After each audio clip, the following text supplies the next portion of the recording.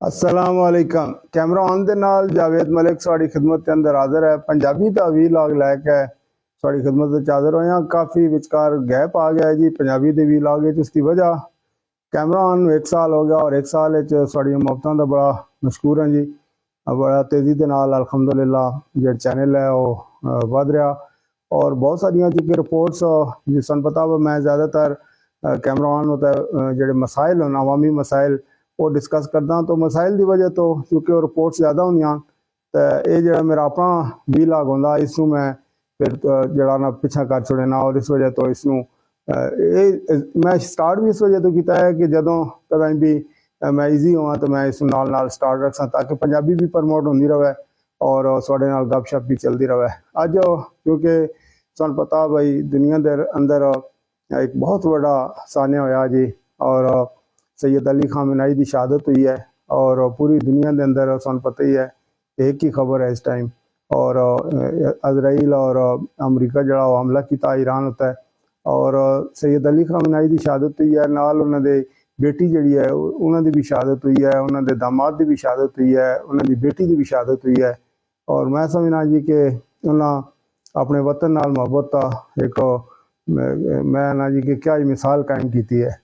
और यकीन करो कि इस तो मैं सिर्फ एक गल करना चाह रहा जो साढ़ा बड़ा जरूरी है। मैं कल दियाँ खबरां पे तकदा जी और हैरानगी होंदी है पूरी जी इस्लामी ममालिक दुनिया के अंदर वो तकरीबन 56 मुल्क हों जी और उन्होंने जिन्होंने को ज़्यादा वसाइल हों वो अरब ममालिक हैं और अरब ममालिक तो मैं छोटी जी अगर एक लफ्ज़ से गल करें तो अमरीका की कॉलोनी बन गए जी, ठीक है। और पीछे रह गई फौजी ताकत है सिर्फ पाकिस्तान दुनिया के अंदर इस्लामी दुनिया के अंदर कोई नाम उसका क्योंकि न्यूक्लियर पावर भी है और वैसे भी एक ताकत है और दुआ तुर्की है। लेकिन तुम तक लो कि जो तुर्की है और पाकिस्तान है इन्हों की कोई जी है ना वो खबर मतलब सामने नहीं आ रही, यानी कोई होंदा ना कोई अपनी कोई स्टेटमेंट होंदी है या कोई राय होंदी है कुछ भी नहीं। और अजीब गरीब जी कैफियत है जी। मैं ये समझना कि जो ईरान बिल्कुल तन तना जरा छोड़ दिता गया जी। उस तो बाद अगर असी जाइए दूसरे मुल्कों का जोड़े नाल होन यानी इस खिते के अंदर नाल रशिया उसके बारे गल करिए या चीन के बारे गल करिए ये एक दो मुल्क है यानी कि जड़े कोई नाल स्टैंड करते हैं। उसकी वजह कि एक ब्लॉक ही अलग है अमरीका के एंटी ब्लॉक है तो वो भी जस्ट बयानबाजी तक ही हैं जी, कोई अमली तौर पर कोई सामने चीज़ नहीं आई। हुण कि सूरत हाल बनती है पई और के हालात होन मैं तो यकीन करो कि हैरान होना।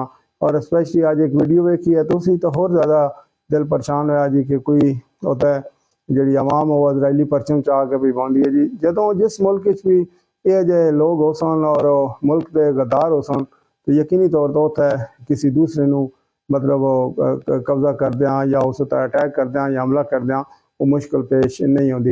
लेकिन एक आखिरी गल करके साढ़े को इजाजत मंग सा और फिर सुना अकाउंट भी सुनाया सा जी कि देखो कुरान का फैसला कि यहूदी नसारा साढ़े दोस्त नहीं हो सकते तो कुरान का जो फैसला आता है कुरान के फैसले को कहीं जुटला सकते हैं। अज का वीलॉग इस ते ही मैं अगे भी 2-3 दफ़ा ये अखांड जरा सुना चुका फिर सुना देना। और ये अखांड जरा ये अमरीका ही होता है ठीक आता जी डाढ़े का 7-20 का 100 होंगे सूँ पता उंज तो 20-25 होंगे लेकिन जो डाढ़ होंगे वो 7-20 का 100 होंगे उसको ताकत सी होंगी है।